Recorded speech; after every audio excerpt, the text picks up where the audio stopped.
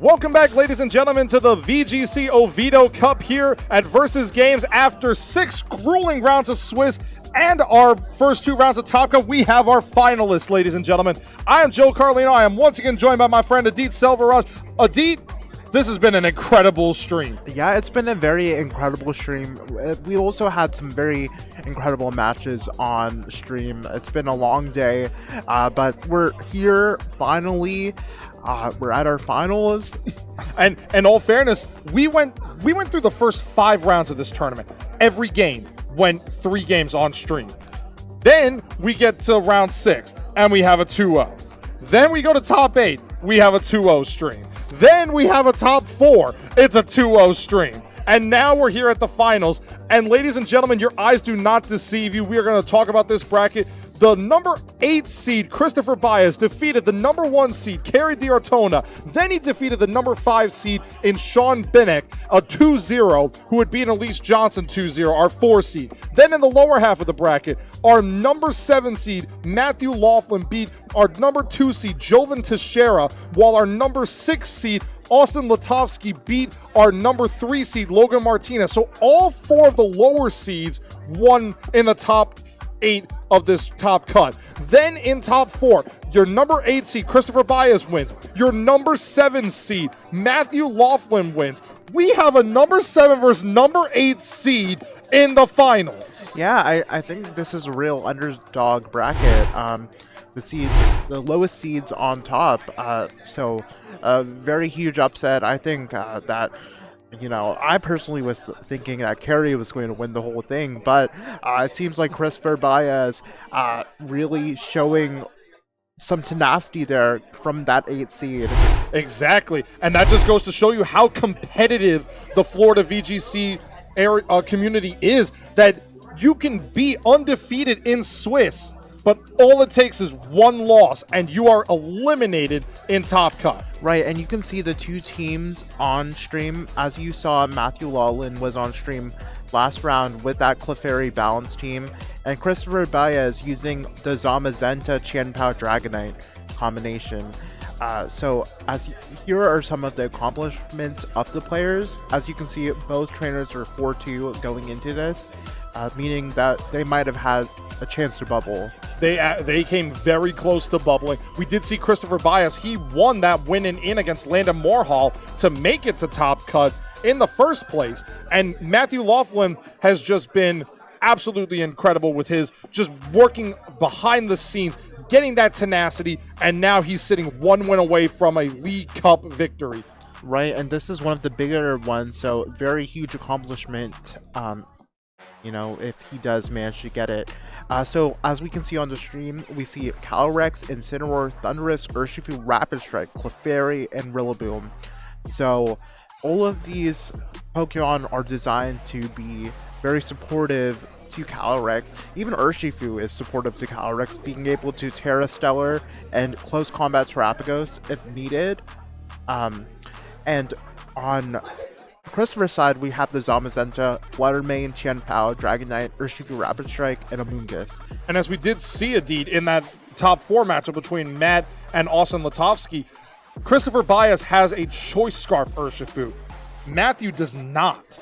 That did the difference in that game because it allowed Matthew to have an opportunity to switch up his moves. Urshifu was locked in. Yes, it was to its signature move, which is a guaranteed critical hit 3 straight times, but the ability to change your moves from a resistant to a neutrality can do so much. Right, and I think that Matthew played that endgame very nicely, going for certain strikes and saving the defense drop from close combat for a turn he knew that Urshifu was able to knock out Austin's Urshifu.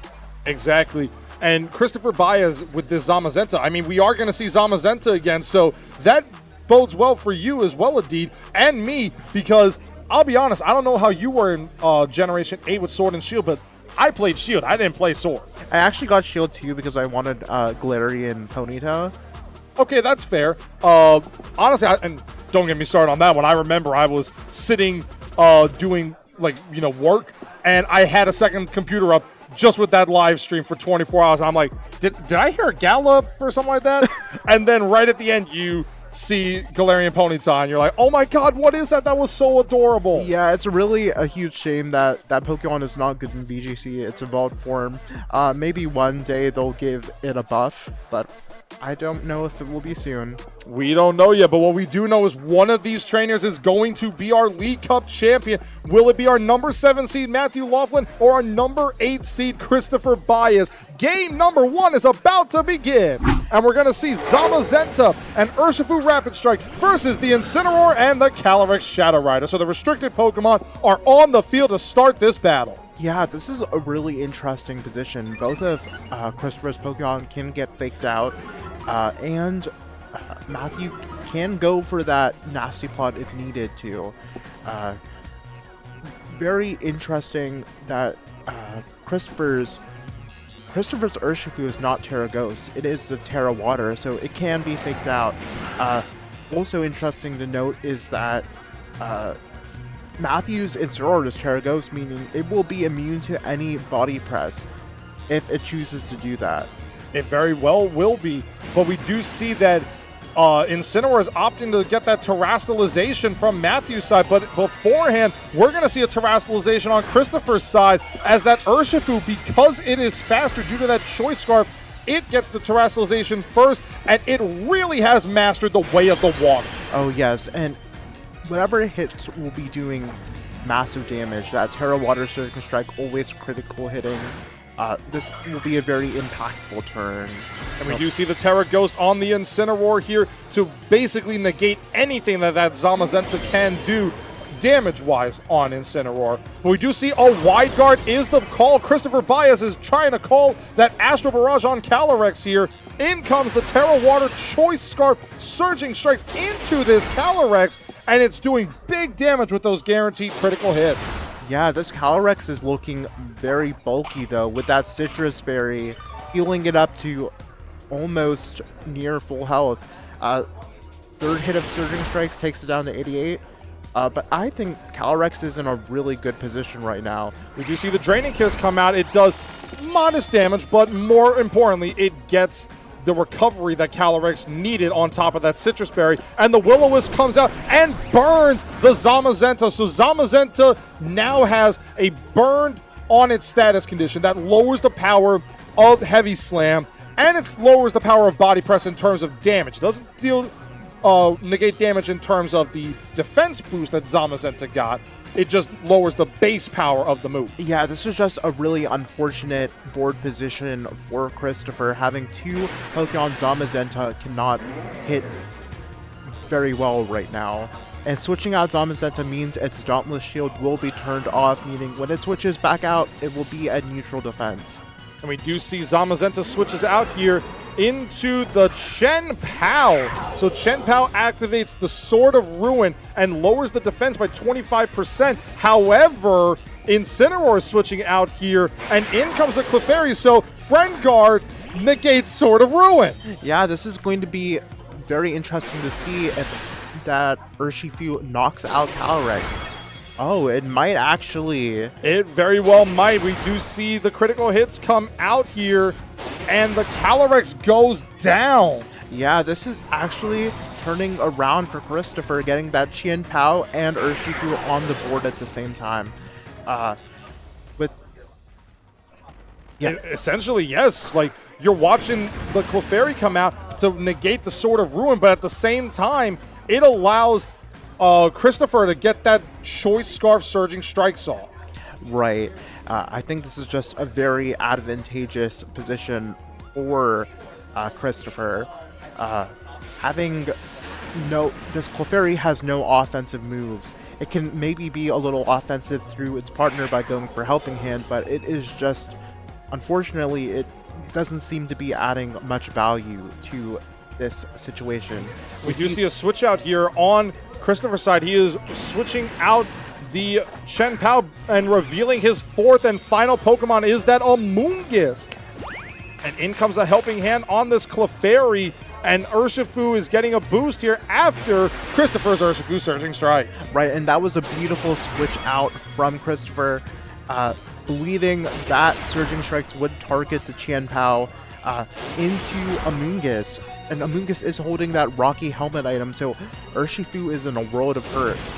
It is, because we do see the critical hit come out. There's one Rocky Helmet damage, and here comes the second Surging Strikes, the second Rocky Helmet damage, and then the third and final Rocky Helmet damage. Yeah, this was a beautiful turn for Chris.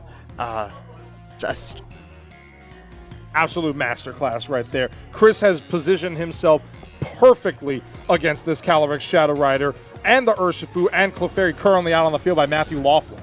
Yeah, after that turn 1, I was a bit worried, but it seems like Christopher realizing that what he needed to do is take out that Calyrex Shadow Rider, and the rest of the team would fall apart. And honestly, that feels like a good call on Christopher's side. Making sure that the restricted Pokemon went down while keeping your restricted, he was willing to take that burn on Zamazenta as long as he got the Ghost Terra off on Incineroar.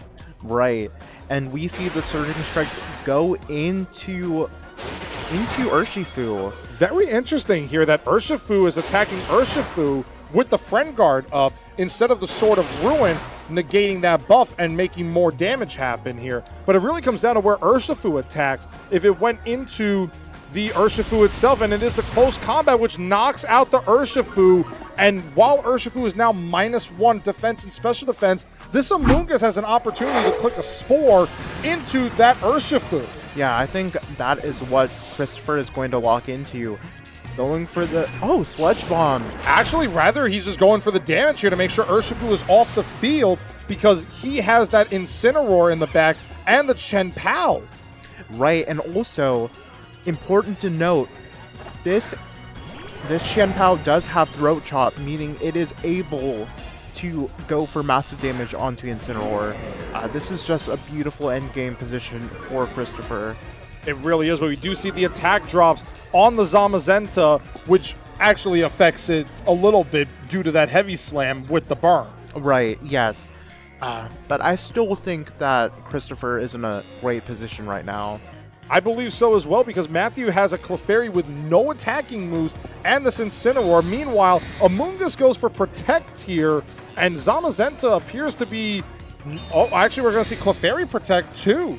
So this is going to be very interesting what Incineroar went for here after the Heavy Slam comes out into the Clefairy, which is not going to work due to the protection, but a Will-O-Wisp comes out into the Amoonguss, maybe predicting a Chen Pao to come out there. Right, and I think this endgame is really going to come down to Christopher's sequencing. Does he just want to have Zamazenta on the field? Maybe just keep on going for Sludge Bombs. Maybe switching in Qian Pao isn't even worth it until it comes out naturally. Maybe that's the end game that Christopher is trying to play for. It's definitely a possibility here because we do see Clefairy go down. The Friend Guard is off the field for the remainder of the battle. Meanwhile, here comes a Will-O-Wisp into that Amoonguss slot here. Right, I think now it's just chipping down that Incineroar. And we see the Sludge Bomb come out. It's not very effective, but it does get the 30% poison by Sludge Bomb, and now this Incineroar is on a timer. Yeah, if it wasn't on a timer already, it's already on a timer due to poison. So excellent that it got poisoned. It'll only accelerate the game even further. It really does, and now Matthew Laughlin, realizing that the writing is on the wall there, he has opted to lock in that forfeit for game number 1. Christopher Baez, our 8th seed, is 1 win away from the cup. Yeah, this is very exciting. Very, very clinical performance by Christopher. Dismantling that Calyrex Shadow Balance team perfectly. It really was. Taking that burn was a little bit of a... kind of a risky move, it felt like, because you don't want to get burned, especially with a Pokemon like Zamazenta. Although it likes using its defense for its offense, you still don't want to have your move's base power have while you have that defense boost on top of the Intimidate. Yeah, that's a really precarious situation for a Zamazenta player to be in, but Christopher managed that very well. He really did, and now it just remains to be seen what will Matthew Laughlin do to switch up his game plan and potentially force a game 3 in this finals. Yeah, I'm pretty excited to see if Matthew would make any adjustments. He definitely needs to if he wants to make it out. I would agree with that because Matthew, we did not see the Rillaboom come in Game 2, and that could potentially help out Calyrex as well by allowing a ability to go for someone like a Grassy Glide into the Urshifu with like the Sword of Ruin up. Yes, you'll lose your grassy terrain due to Chen Pao's Ice Spinner on Christopher's side, but you still get that all-important damage into an Urshifu, especially if a Moongus is off the field. Yes, and I think this is really showing off why this Rocky Helmet Amoonguss is amazing on these Zamazenta teams. The new adaptation, I know a Japanese player won the first victory, or I believe placed very highly in the Victory Road tournament. Tomoyuki Yukimura, also known as Snow, who got top 4 of 2017 Worlds, really popularizing this Amoonguss Zamazenta core that is really picking up. And Christopher's take on it is very interesting, supplementing that with the Chen Pao Dragonite. It's obviously working out very well for him. Well, we're going to find out. Will Christopher Baez earn that title of League Cup champion, or will Matthew Laughlin force a Game 3? We do see it is the Zamazenta Urshifu again versus the Calyrex Shadow Rider and Incineroar once again for Matthew Laughlin. Yeah, these are the same leads. Interesting to see if Matthew will choose different attacks. Maybe go for a fake out. Yeah. And it appears that is the option that Matthew is opting to go for here, potentially even risking a wide guard on the Zamazenta into the Calyrex Shadow Rider, who just locked in the Astral Barrage. Yeah, I'm curious to see if Christopher calls that.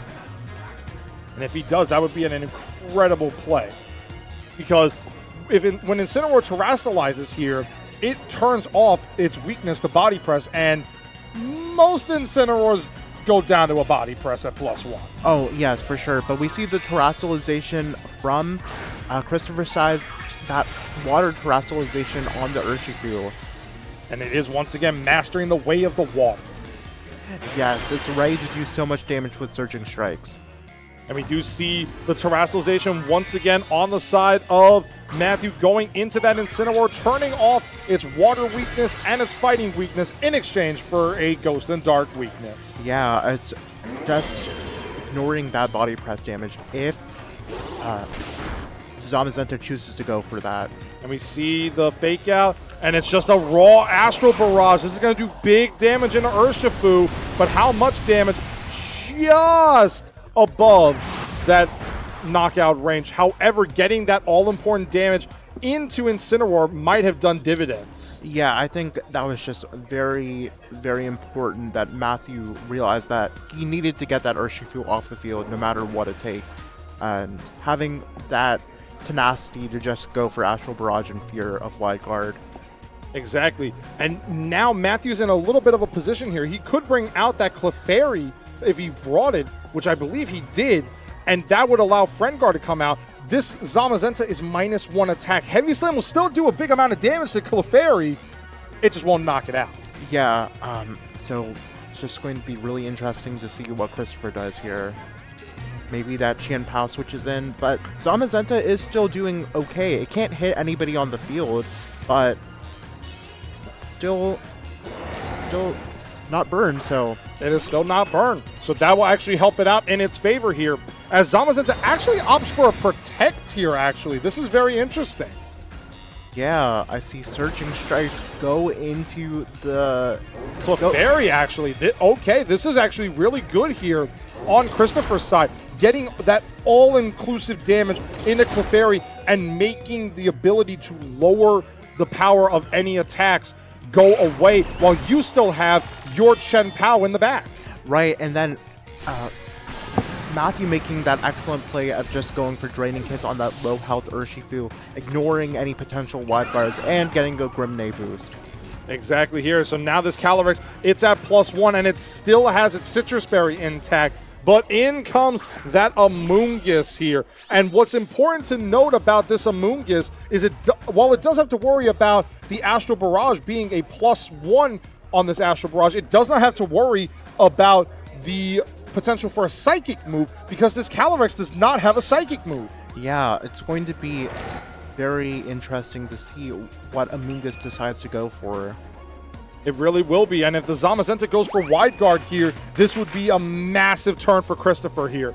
And Zamazenta goes for the wide guard. The wide guard has been activated, and it will protect the spread moves from this Calyrex Shadow Rider. Astral Barrage is not going to work. Where did that Amoonguss target? I think it's targeting into the... Oh, okay. It might be targeting into the Calyrex. It is the Calyrex. Calyrex is taking a nap. Yes, that's exactly what we needed to see for Christopher to get back into this game. That was a massive turn for Christopher, getting that all-important sleep on the Calyrex here. But now, Calyrex will take one guaranteed turn on this next turn of battle. And then it's a numbers game. Will it wake up or will it stay asleep? Yes, this randomization of sleep turns is something a lot of players have taken umbrage with, but that's the reason why Amoonguss is one of the best Pokemon to use in VGC. It really is, because Spore is just that perfect sleep move. And we do see Christopher opt to switch out Zamazenta here and bring out the Chien-Pao. He has sacrificed the Dauntless Shield for the ability to get his Pokemon out there, and Clefairy actually switching out here as well. And Amoonguss is probably going to go for something like a Sludge Bomb into that Incineroar slot, or it could have been the Urshifu too, trying to get a poison here. And if it gets a poison, Incineroar's on a timer again. Right, and Terrestrialization has been spent, so smart for Matthew bringing out Incineroar for that fake out pressure. And we see the Sludge Bomb come out here, and no poison this time around. Right, this is just... Matthew is playing this excellently. He really is, because this Incineroar with those safety goggles, it does not have to worry about the potential for a Spore unless it was knocked off. But now it's the number game for Calyrex. Will it wake up? Yeah, this is just going to be very interesting to see what Christopher does. This is looking very bad for Christopher. It is, but we do see a Protect come out on the side of Chien-Pao here, potentially saying that I'm going to call the Protect on the Fake Out on the Incineroar here, and Amoonguss doing the same with the Protect. The Fake Out comes out, but now it comes down to, is Calyrex going to wake up here? It does not. It takes 2 turns of sleep. Now it can wake up after 2 turns, but if it doesn't wake up, it is a guaranteed wake on the very next turn. Yeah, I think this Calyrex is in a very good position right now, being able to go for Protect to circumvent that, circumvent the damage from Throat Chop, which surely will knock it out even at -1. It's very possible here, because the Chien-Pao with that Sword of Ruin is going to do massive damage here, and it comes down to if Calyrex wakes up or not, because if Calyrex wakes up, it is in a advantageous position with that Draining Kiss. Yeah, I think the most important thing that Christopher needs to do is knock out whatever Pokemon is next to Calyrex and get Calyrex, who cannot Terra, into the Sucker Punch Mountain. And Calyrex woke up and gets the Protect off. It did wake up after 2 turns, so now it comes down to what Amoonguss went for here, as the Throat Chop comes out into the Calyrex, and it is protected. What did Amoonguss go for? It went for a Spore into the Protect as well. Yeah, just a very nice Protect there from Matthew. Unfortunately, getting Urshifu in for free with its stash still intact. This was a very good turn for Matthew. It was an excellent turn for Matthew, because the Calyrex is still the fastest Pokemon on the field. It is in a perfect position. The only thing that's an issue is that Amoonguss, if Calyrex goes for something like an Astral Barrage, then it's fine. But if it goes for a Draining Kiss, it could be redirected via Rage Powder, and it'll take Rocky Helmet damage. Yeah, so this is just a very interesting position. Urshifu switching in for Incineroar, getting that second Intimidate onto Chien-Pao. I think Throat Chop should be able to knock out Calyrex, but it'll be very close with that -2. We do see the Rage Powder come out here, trying to call a Draining Kiss, but what did this Calyrex go for here? Oh, actually the Throat Chop! And it knocks it out! It knocks it out! It's a one-hit knockout of -2! Calyrex is down! Yeah, so this game is looking what seemed to be a very unfortunate turn one from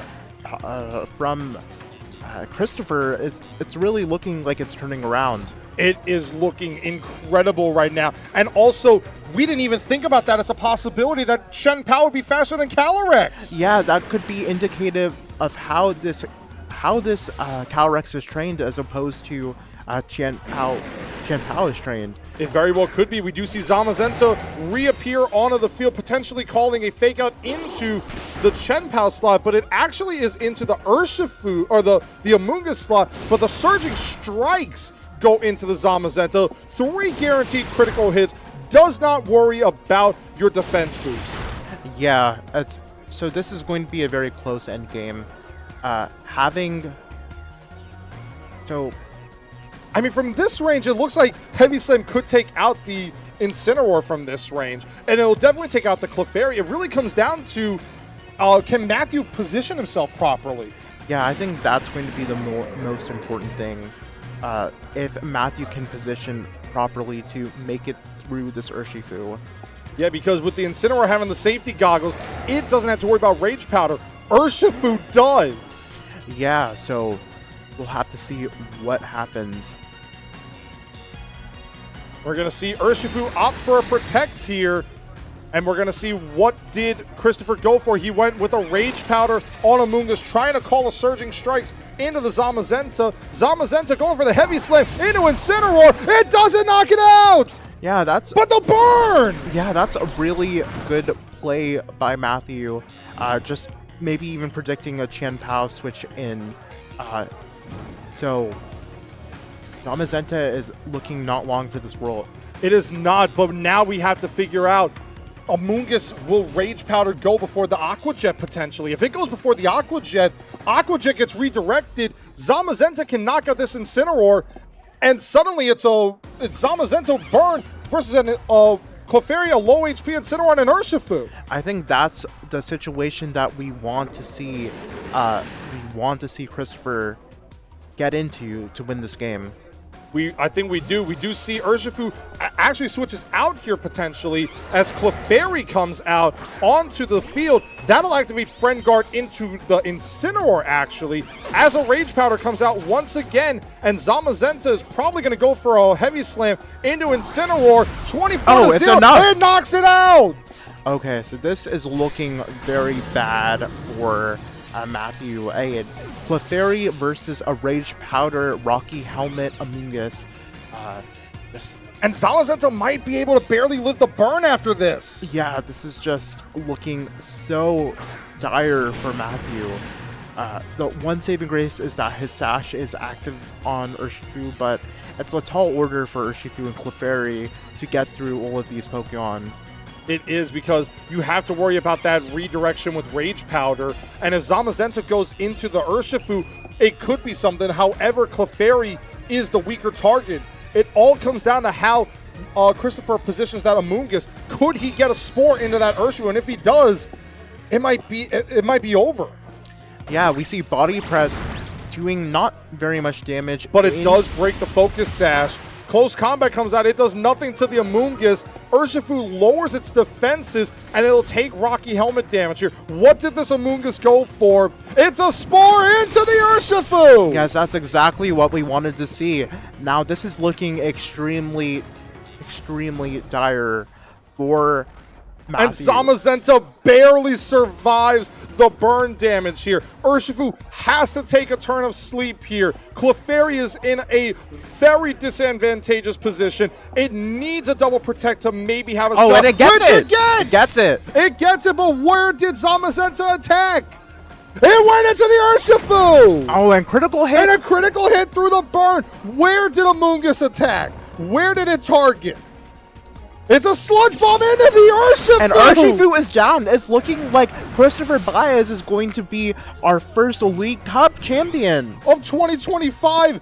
Oh my god, what a performance by Christopher Baez. I know, it's so impressive that the Ace Seed made it into, like, winning. I'm just floored with how clinical Christopher has been playing this. This was absolutely a masterclass by Christopher Baez to handle himself around a Pokemon like the Chien-Pao, the Zamazenta, playing against Calyrex Shadow Rider, the best Pokemon in the game, but the Ice Spinner for the final knockout, and Christopher Baez is your League Cup champion of Oviedo's versus game. Right, and we can hear the applause even through our headphones. Very impressive victory, and you can see the relief and joy on Christopher's face. Just very excited. We see a huge group of people. We see him cheer. Very great moment for Christopher. This has been a long day of Pokemon. A long day of Pokemon. It has been absolutely incredible for today. Christopher Baez just showcased that Zamazenta might be the restricted to beat going into San Antonio. Oh, definitely. I think it's a very interesting take on Zamazenta, and really shows why Amoonguss is really good on these teams. It really is. We saw and the Rocky Helmet too, just that ability. Amoonguss is just so good right now. A lot of people were trying to cast it off with the Miraidon out there just to avoid Spore, but at the same time, you have to realize Amoonguss is not just click Spore. Yeah, Amoonguss also been using Sludge Bomb. As we can see, it's been very useful in dealing that last bit of damage, just squeezing that last bit of damage, all its potential. Just honestly, this is a great way to start the 10-year anniversary of Florida VGC, indeed. And with San Antonio right around the corner, Christopher Baez is going to be going there. A lot of our players say are going to be there. Honestly, I'd be watching out for him. Oh, I'm really excited to see. I'm really excited to see if some of the Florida trainers will be able to do well in San Antonio. I will be as well, and hopefully we'll see them on stream at San Antonio, ladies and gentlemen. Yeah. But, Adit, where can they find you at, bud? Me? Yeah. They can find me on Wellspring Mask on Twitter. And they guys can find me on Twitch at Talonmaster J. Thank you guys so much, and we will see you guys with our next league event. Yes, and we have... Oh, the final standing. Yes, the final standings. We have Christopher Baez in first with that Zamazenta team, Matthew Laughlin with Clefairy Calyrex Shadow Rider, Sean Benek with Chengyu Wei Zhang's Miraidon Dozo team, Austin Latowski with that Archaludon Kyogre, Kerry D. Ortona, our first seed, with that CSR Balance team, Jovan Texera using the same team as Christopher Baez, Logan Martinez with that Groudon and Jumpluff. Oh man, it's just a shame that we did not get to see Logan on stream. Very strong player that we hope that we can feature next time. And then Elise Johnson, who's been working very hard to get her first cup top cut with that Terapagos team. So very impressive showing from all of these trainers. It's been a long, grueling day of Pokemon. We've been here since 1 o'clock. It's been 7 hours of non-stop Pokemon action. It really has been, and I'm just excited for the future, man. To bigger and better with Florida VGC. Oh, absolutely. I'm so excited to see how Florida VGC will grow. Maybe the next national or even world champion is Among Us here. It's very possible. But ladies and gentlemen, thank you so much for joining us here from Oviedo at Versus Games. For Adit Selvaraj, I'm Joe Carlino. We look forward to seeing you guys next time. Yes, thank you so much.